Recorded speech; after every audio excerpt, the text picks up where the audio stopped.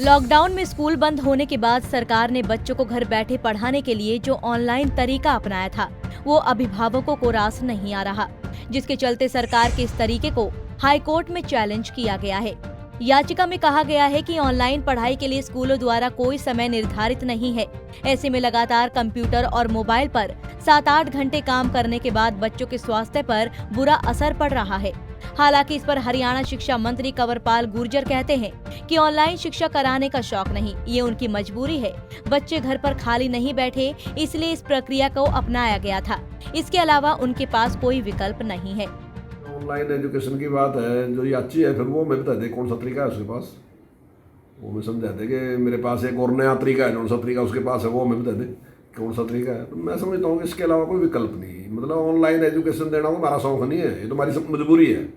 और मजबूरी में चाहे वो सरकार की मजबूरी है चाहे प्राइवेट स्कूलों की मजबूरी, दोनों की मजबूरी में वो दे रहे सारा का सारा ऑनलाइन।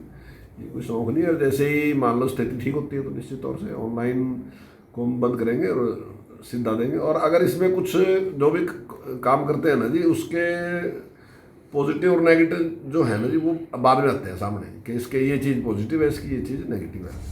बता दें कि अधिकतर निजी स्कूलों की ऑनलाइन शिक्षा देने का कोई टाइम टेबल नहीं है, जिससे बच्चों को कई घंटों मोबाइल और कंप्यूटर जैसे संसाधनों से आंख मिलानी पड़ती है, जिसका बच्चों के दिमाग पर असर पड़ रहा है। साथ ही आंखों की देखने की क्षमता भी प्रभावित हो रही है, जिस पर कंवरपाल गुर्जर कहते हैं कि किसी भी चीज को लागू करने के बाद ही उसके अच्छे और बुरे प्रभाव का पता चलता है।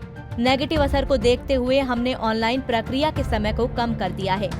हमारी जिम्मेदारी है जो नेगेटिव है उसका दूर करने का जिम्मेदारी भी है। हम उसके लिए अगर कुछ भी नेगेटिव आता है तो जैसे अभी पिछली बार केंद्र सरकार ने कहा था कि इस टाइम को थोड़ा घटाना चाहिए और वो टाइम उन्होंने निश्चित किया था कि इतने टाइम तक देना चाहिए। अगर उसके बाद भी कुछ सामने इस प्रकार की परिस्थिति आती है तो निश्चित है उसमें हम थोड़ा चेंज करेंगे।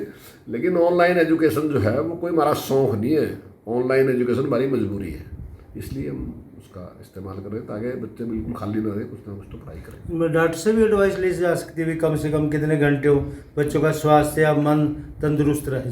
देखिए केंद्र सरकार ने जो हमें आदेश दिया ना जी, वो जो विशेषज्ञ है उनकी राय के बाद ही दिया होगा। ऐसा नहीं है कि उन्होंने कोई वैसे दिया, तो जो विशेषज्ञ है उन्होंने दिया होगा। और आने वाले टाइम में भी अगर कोई विशेषज्ञ इस प्रकार की राय देंगे तो उस पर विचार करेंगे और उसमें सुधार करेंगे। ये बात सच है कि कोरोना का असर व्यापार के साथ साथ शिक्षा पर भी पड़ा है।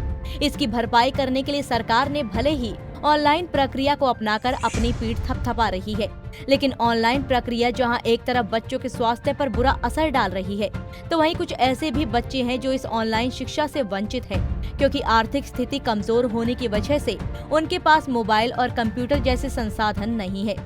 खैर, कोरोना का साया अभी भी बरकरार है और इसी माहौल के बीच बच्चों की शिक्षा को सुचारू रूप से चलाने के लिए क्या कुछ नए विकल्प अपनाती है, ये देखने वाली बात होगी। यमुनानगर से सुरेंद्र मेहता, पंजाब केसरी टीवी।